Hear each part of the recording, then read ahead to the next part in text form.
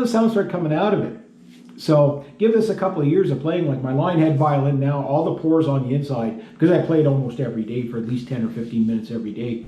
I know it might not sound like it, but I'm getting better. I'm getting better. I'm a guitar player. I'm not a violinist.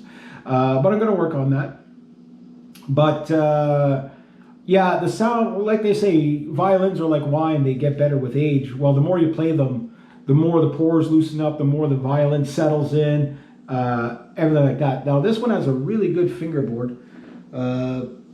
It's nice. It was definitely redone whenever Brett, I think I'm pretty sure his name was Brett. Nice guy, anyway. He has another one another Prokop from 1911, but it needed a lot of work, and I didn't have the money for it. And it was $100, but I mean, it needed a lot of work. But this one, I mean, he refinished this one. You could tell it had quite a few repairs done to it, but if there was a violin worth saving, it's this one. The sound of it is just great, and then of course, it's the look I got going with it is it's very bright and unique. And how did that string keep going in there? But the thing is I hit financial troubles. Anybody who follows my channel, you know what my financial troubles are. Not from irresponsibility, just layoffs, we'll just say. So I haven't been able to buy a really good set of strings for this. The strings I did have on this were the Dario Preludes, the cheapest string on the market.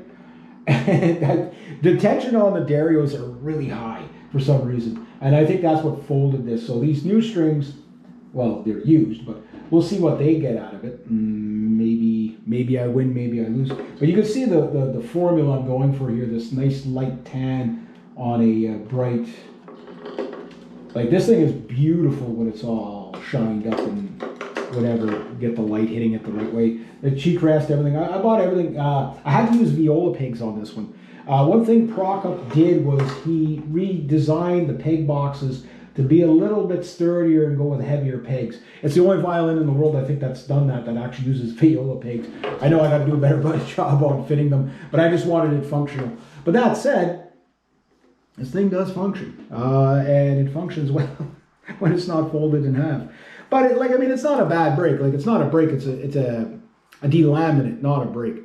But the seams are good. The sound post, I found, this is a violin that you could probably spend 1,000 years just to see how much better you can get the sound out of by moving the sound post around. Just little tweaks each time. And I got the sound post right from the get-go. And I know exactly where I put it and everything like that. But that's what you hear. Because the sound post fell out of it, with the tension off of it. But I'm also like, geez, can I make it, brighter, make it this, make it that? But this thing just sings like crazy whenever you get it going good. So, yeah, that's where it's at. I was going to do something else today, but it worked out. My plans were changed. My dad commandeered the truck. So I wasn't able to clean out the old turkey coop like I wanted. Oh, well. So I decided to work on this today. And yeah, maybe if I can get this done, maybe in a month you get to hear this beautiful machine play again. And yeah, that looks about right. Looks about right. I know the last time I glued it, it didn't settle properly because I didn't clean up the joint enough. And by the time I put it together, I realized that the fingerboard was a little bit too high. It's still a little high there, but it's to get everything to line up and what have you.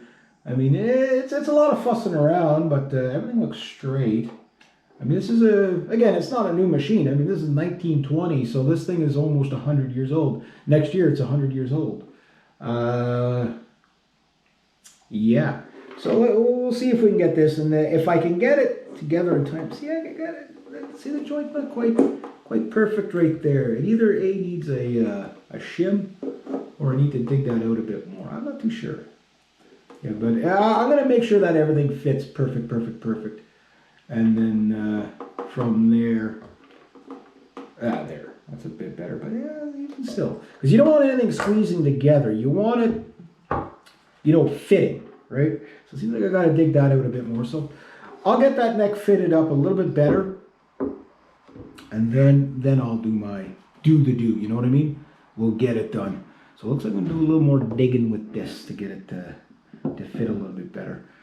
But I can only do this so many times, and then, you know, next time it comes apart, I'll have to dowel it and then just take the chances and pray it never comes apart again. I don't want to do a dowel there because, like I say, you want to be able to always take it apart.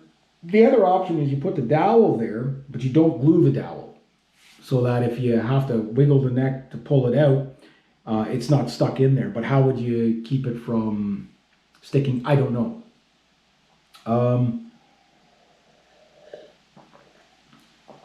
Yeah, because like I say, if I used Lepage's glue, it would be so strong that you would never be able to get this neck off if you had to take the top off or whatever. So anyway, I'm going to play around with it a bit more, get it as clean, the joint in there as clean and as tight fitting as possible. And then I'll heat up the glue gun, put it on, clamp it, and we'll see what happens in a month or so. Yeah, there we go. So my 1920 Prokop, you know, very slow. I mean, this came apart over a year ago, and I'm just getting to it now, and just the way things go, you know what I mean? Like, it's just, but, you know, ongoing projects, whatever. So I'll go get this done, and then I'll go work on something else. Yeah. But I really want to get this one, especially now that my playing is improving a bit. I want to see what this thing sound, or hear what this thing sounds like again. I think this thing is going to be brilliant the first time I play it in front of people. Well, anyway, there we go. So progress is slow, but it's getting there. There we go.